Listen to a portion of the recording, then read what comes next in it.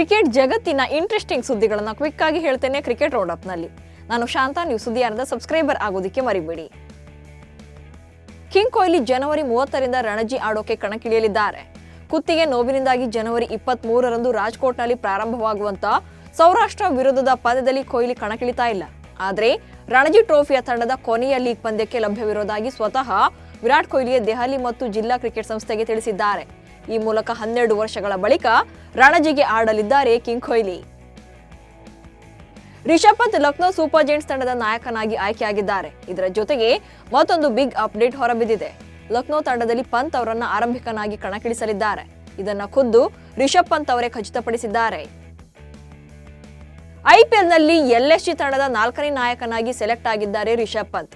ತಂಡದ ಭವಿಷ್ಯದ ದೃಷ್ಟಿಯಿಂದ ರಿಷಬ್ ಪಂತ್ ಅವರಿಗೆ ತಂಡದ ಜವಾಬ್ದಾರಿ ನೀಡೋದು ತುಂಬಾ ಸರಳ ಮಾರ್ಗವಾಗಿತ್ತು. ಪಂತ್ ಅವರನ್ನ ಹರಾಜಿನಲ್ಲಿ ಖರೀದಿಸಿದ ಕ್ಷಣವೇ ಅವರಿಗೆ ನಾಯಕತ್ವ ನೀಡುವ ಯೋಜನೆ ಇತ್ತು ಎಂದು ಎಲ್ಎಸ್ಜಿ ಮಾಲೀಕ ಸಂಜೀವ್ ಗೋಯಂಕಾ ಹೇಳಿದ್ದಾರೆ.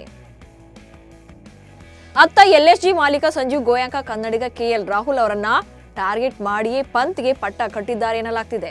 ಇತ್ತ ಡೆಲ್ಲಿ ನಾಯಕನಾಗಿ ಕೆಎಲ್ ರಾಹುಲ್ ಸೆಲೆಕ್ಟ್ ಆದ್ರೆ ಗೋಯಂಕಾ ಅಹಂ ಸ್ವಲ್ಪ ಆದ್ರೂ ಇಳಿಬಹುದು. ಆದ್ರೆ ಡಿಸಿ ಲೆಕ್ಕಾಚಾರವೇ ಬೇರೆ ಇದೆ. ಡಿಸಿಗೆ ಅಕ್ಷರ್ ಪಟೇಲ್ ನಾಯಕನಾಗೋ ಸಾಧ್ಯತೆ ಹೆಚ್ಚಾಗಿದೆ. ಚೆನ್ನೈ ಸೂಪರ್ ಕಿಂಗ್ಸ್ ತಂಡದ ಮಾಜಿ ನಾಯಕ ಮಹೇಂದ್ರ ಸಿಂಗ್ ಧೋನಿ ಅಭ್ಯಾಸವನ್ನು ಆರಂಭಿಸಿದ್ದಾರೆ. ಈ ಬಾರಿಯ ಐಪಿಎಲ್ ಉದ್ಘಾಟನಾ ಪಂದ್ಯಕ್ಕೆ ಕೋಲ್ಕತ್ತಾದ ಈಡನ್ ಗಾರ್ಡನ್ ಸ್ಟೇಡಿಯಂ ಆತಿಥ್ಯವನ್ನು ವಹಿಸುವ ಸಾಧ್ಯತೆ ಇದೆ.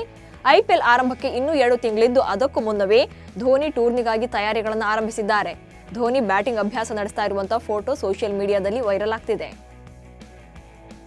ಟೀಂ ಇಂಡಿಯಾದ super star bowler Mohammed Shami ಭಾರತ ತಂಡಕ್ಕೆ ಭರ್ಜರಿ ಕಂಬ್ಯಾಕ್ ಮಾಡಿದ್ದಾರೆ. ಜೊತೆಗೆ ಟೀಂ ಇಂಡಿಯಾಕ್ಕೆ ಕಂಬ್ಯಾಕ್ ಮಾಡೋಕ್ಕೋಸ್ಕರಲ್ಲೇ ಶಮಿ ತಮ್ಮ ಇಷ್ಟದ ಊಟವನ್ನೇ ತ್ಯಾಗ ಮಾಡಿದ್ದಾರೆ. ಶಮಿಗೆ ಬಿರಿಯಾನಿ ಇಷ್ಟ, ಆದ್ರೆ ಸುಮಾರು 7 ತಿಂಗಳಿಂದ ಬಿರಿಯಾನಿ ತಿಂದಿಲ್ಲ. ತಂಡಕ್ಕೆ ಮರಳಬೇಕು ಅನ್ನೋ ಕಾರಣಕ್ಕೆ ಬಿರಿಯಾನಿಯನ್ನ ತ್ಯಜಿಸಿದ್ದೇನೆ ಎಂದಿದ್ದಾರೆ ಶಮಿ.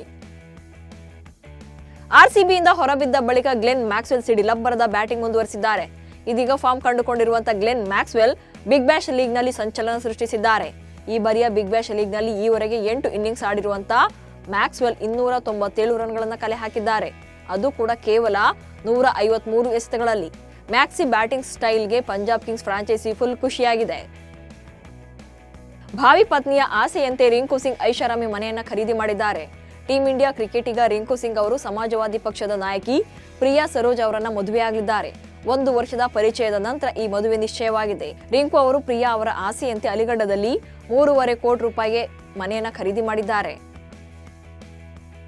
ಲವ್ ಮೂಡ್ ನಲ್ಲಿ ಜೊತೆಗೆ ಇನ್ನೇನು ಮದುವೆಯಾಗಲಿರುವಂತಹ ರಿಂಕು ಸಿಂಗ್ ಸದ್ಯ ಇಂಗ್ಲೆಂಡ್ ವಿರುದ್ಧದ T20 ಸರಣಿಗೆ ರೆಡಿ ಆಗ್ತಿದ್ದಾರೆ.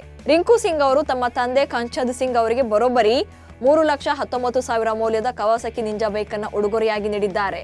ಇವಿಷ್ಟು ಇವತ್ತಿನ ಕ್ರಿಕೆಟ್ ರೌಂಡ್ ಅಪ್ ಸುದ್ದಿಗಳು. ನಮಸ್ಕಾರ.